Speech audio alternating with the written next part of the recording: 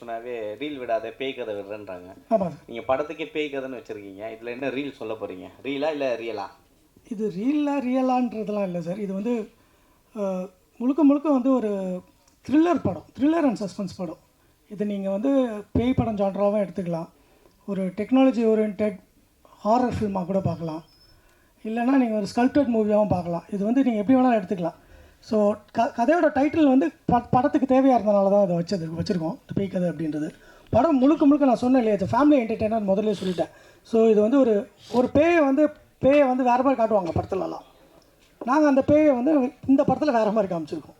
So அவ்வளோதான். இல்லை, trailer காமிக்கும் போதே அது பிக் பாஸ் கண்டென்ட் மாதிரி தெரிஞ்சுது. ஒரு ரூம் உள்ளே போயிட்டு ஒரு வீட்டு உள்ளே மாட்டிக்கிற மாதிரி, பின்னாடி இந்த பேக் வாய்ஸ் கொடுக்குற மாதிரி, அதே மாதிரி ஒரு வாய்ஸ் வந்து பேசிச்சு. விஜய் கேபிஓயில் அவர் இருந்தாருன்றதுனால அதே கதையை கொடுத்துட்டாரா? இல்லை இல்லை இல்லை சார், நீங்கள் சொல்கிறது மாதிரி உள்ள கதை இல்லை. இது முழுக்க முழுக்க வேறு கதை தான்.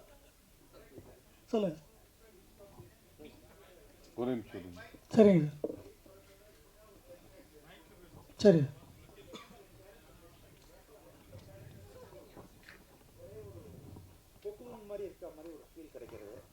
ஓகே.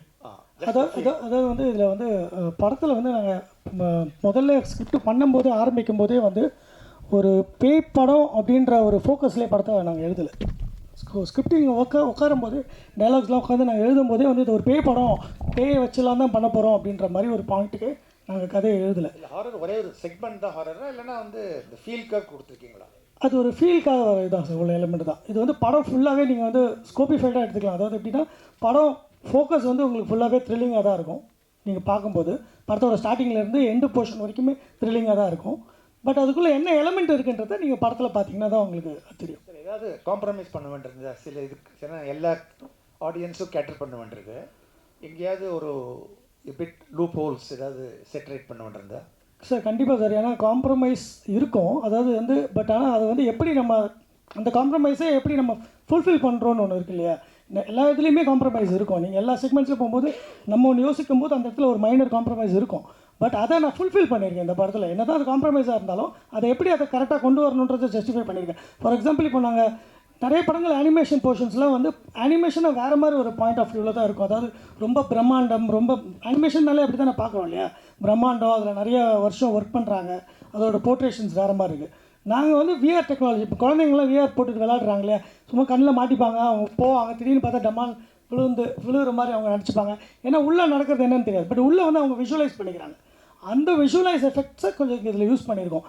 ஸோ இந்த மாதிரி ஏரியாஸில் கொஞ்சம் சில ஏரியாங்கள் நாங்கள் காம்ப்ரமைஸ் பண்ண வேண்டியது. ஆனால் டெக்னாலஜி ஓரியன்டாக போகும்போது, இப்போ அன்ரியல் இன்ஜின் அந்த மாதிரி டெக்னாலஜிலாம் போகும்போது அதில் சில விஷயம் காம்ப்ரமைஸ் பண்ண வேண்டியது. பட் அதை நாங்கள் ஃபுல்ஃபில் பண்ணிட்டோம். ஏன்னா கதைக்குள்ளே வரும்போது அதை நாங்கள் ஃபுல்ஃபில் பண்ணிட்டோம்.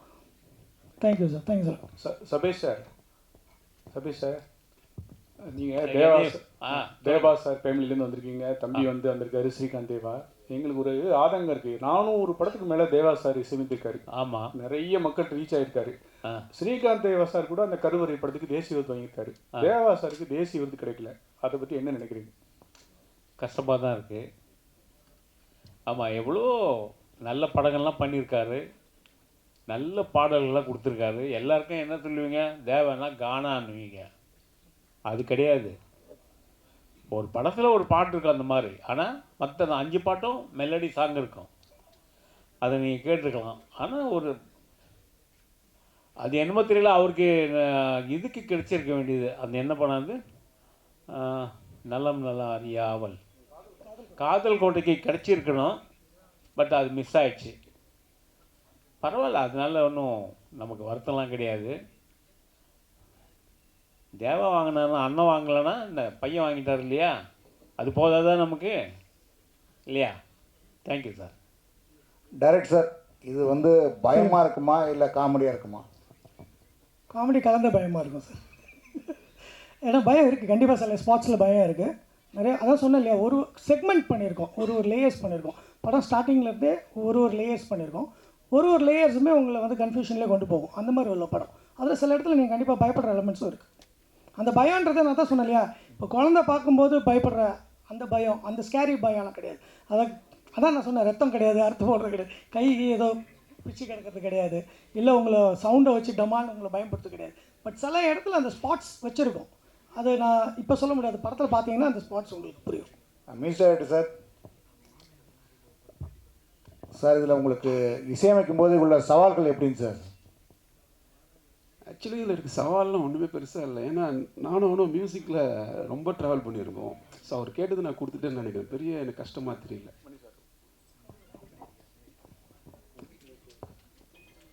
டைரக்டர் சார், ஒவ்வொரு முறை பேசும்போதும் 2-3 பேர் பேசும்போது எங்கே குடும்ப கதை அப்படின்னு சொல்லிட்டு சொன்னீங்க. பட் பேய் கதைன்னு எதுக்கு டைட்டில் வச்சிங்க? அப்போ குடும்ப கதை வேறு எதனா டைட்டில் வச்சுருந்தீங்களா? பேய் கதைன்னு 2வது டைட்டிலாக எப்படி?